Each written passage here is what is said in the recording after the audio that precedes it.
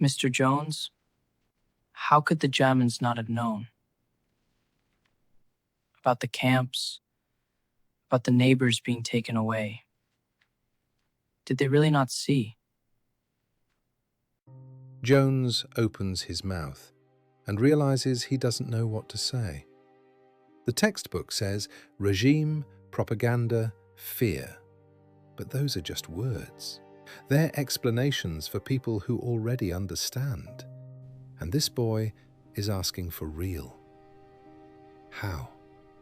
How does an ordinary man who drinks coffee in the morning and kisses his wife turn his head away in the evening when a neighbor is being dragged past? Jones is silent. The teacher is 25 years old. His name is Ron Jones. He has a guitar in the corner of the classroom, long hair, and a reputation as the one who lets you argue. He loves these kids. They love him. Jones drives home, doesn't sleep all night. And on Monday, he walks into the classroom with a different face.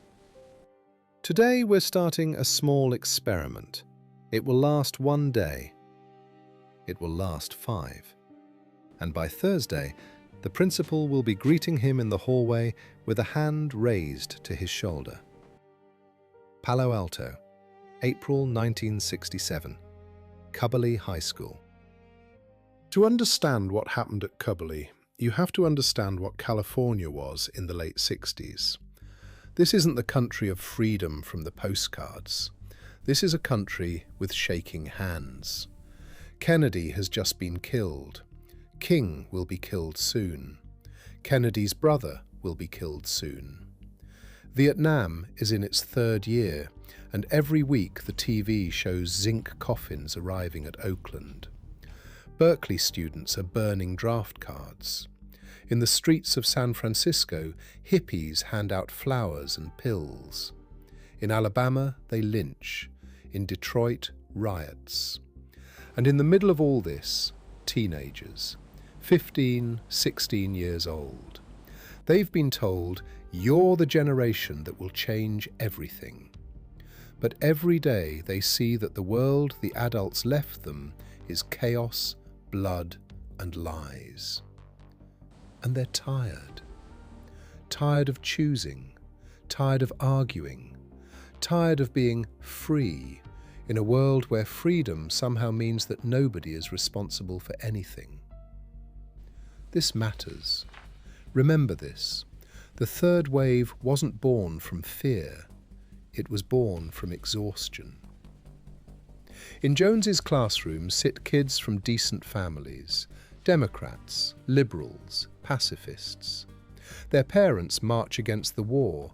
Their teachers quote Thoreau. In 5 days, these same kids will be informing on each other.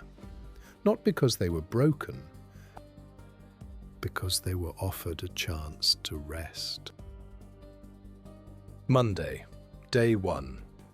Jones writes 3 words on the board: strength through discipline. And he introduces a rule. Anyone who wants to answer must stand beside their desk. Back straight, hands at their sides, say, "Mr. Jones," then the answer, then sit down. Quick, sharp, no rambling. The class laughs. It's a game. It's funny. 20 minutes in, the laughter stops. Something strange happens. Kids who had been silent all year start answering. The quiet ones find their voices. The slow ones become quick. The ones everyone thought were dumb start producing precise formulations. Why? Jones will write later, because they were finally told what was wanted from them. Not think for yourself, not express yourself, not find your own path, just stand, speak, sit. The simple form freed them from the terror of freedom. This is the first screw of the mechanism. Discipline as relief. Tuesday. A second line goes on the board. Strength through community. Jones invents a salute. The right hand curves up to the left shoulder, a wave. This is how members of the movement recognize each other. Everywhere, in the hallway, in the cafeteria, on the street. By lunch, the entire class is greeting him with this gesture as they walk in. By evening, students he's never taught are saluting him in the corridors. This is the second screw, belonging as a drug. Yesterday, you were 1 in 1,000. Today, you have a sign. You are one of us. Which means the rest are not. Wednesday, day 3. Strength through action. Jones hands out membership cards. 3 of the 20 have a red mark on them. These 3 are observers. Their job is to report anyone in the third wave who breaks the rules. By the end of the day, there are 20 reports. Everyone is reporting, including the kids without red marks. This is the third screw. Control isn't imposed from above, it's grown from below. When you give someone the power to watch another person, they take it. And not because they're a bad person, but because, it turns out, it feels good. For the first time in their life, they matter. Thursday. The class is no longer 20 people. It's 200. Kids are skipping other classes to get to Jones. They come with backpacks, sit on the floor, in the aisles, on the windowsills. Self-appointed guards appear. One of them is Robert, a quiet, withdrawn boy who never had any friends. Now he stands at the door of the classroom and checks who has the right to enter. For the first time in his life, he is somebody. Jones gets scared.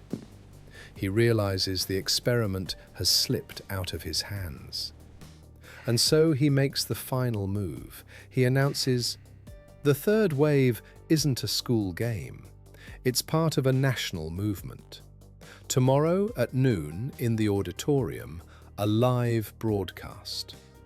The presidential candidate of the movement will announce the launch of his political campaign.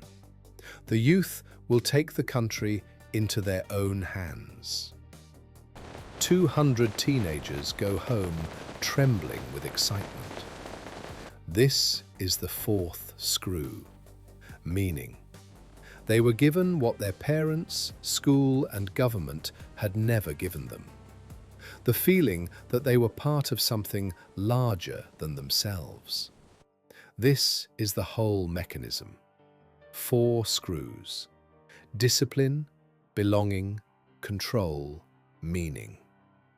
No torture, no terror, no propaganda on the radio.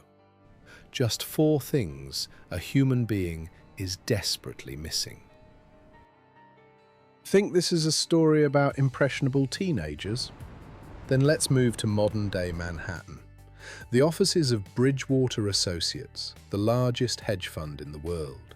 Under management, $150 billion. This is the elite.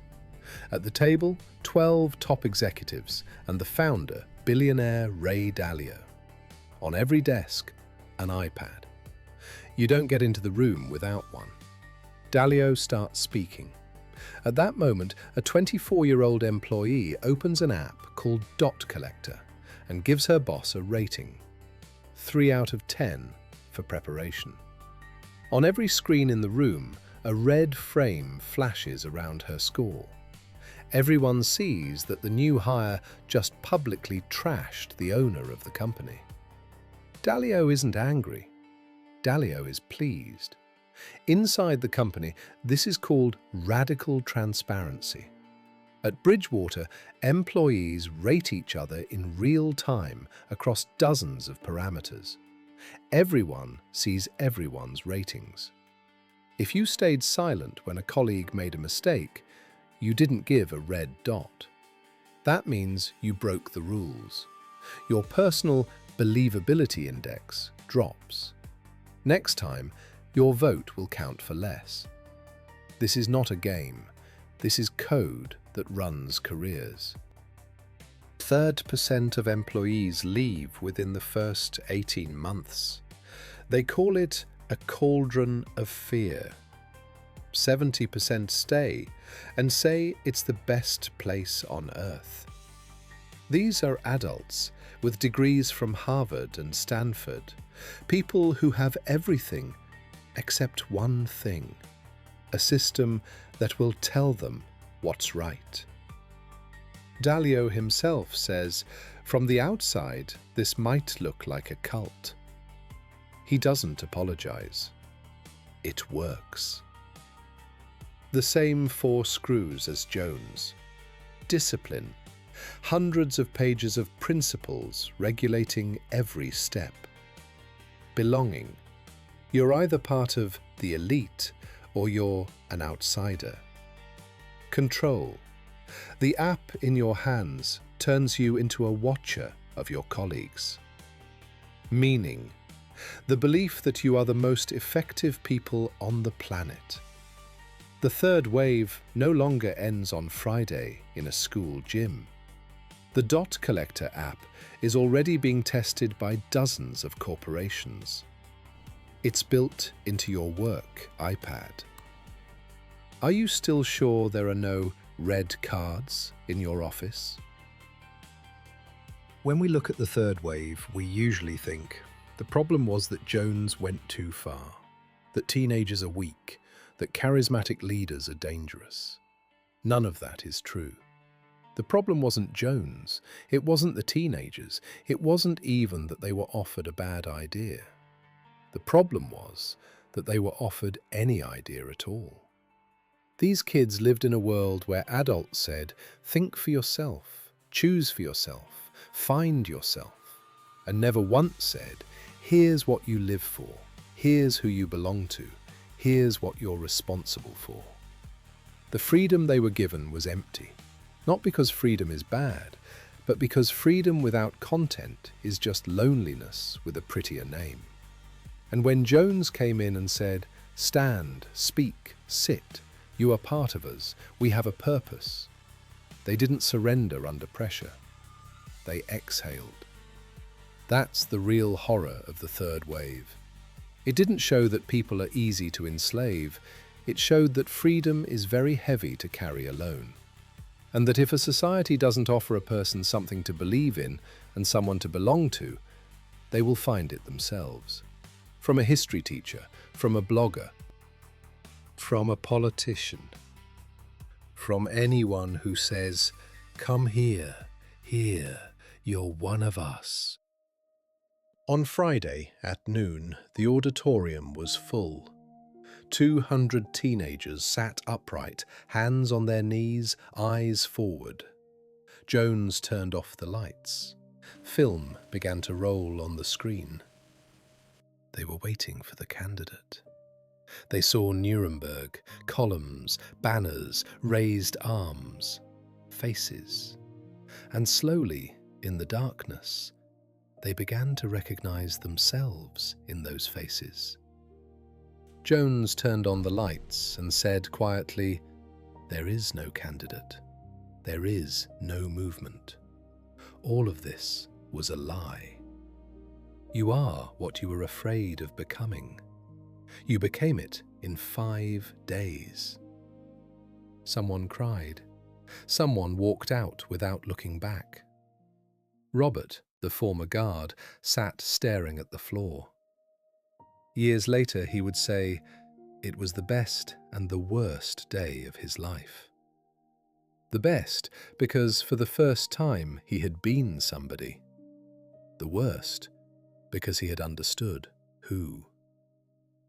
People don't like to remember this experiment. Not because it showed something about Germans in the 30s, but because it showed something about human beings in general. Freedom is not what we are given. It is what is hard for us. And every time we are offered an easy way to give it up, we have to notice the moment when it becomes easier to breathe. Because most likely, it is not freedom that has left. It is the third wave that has come.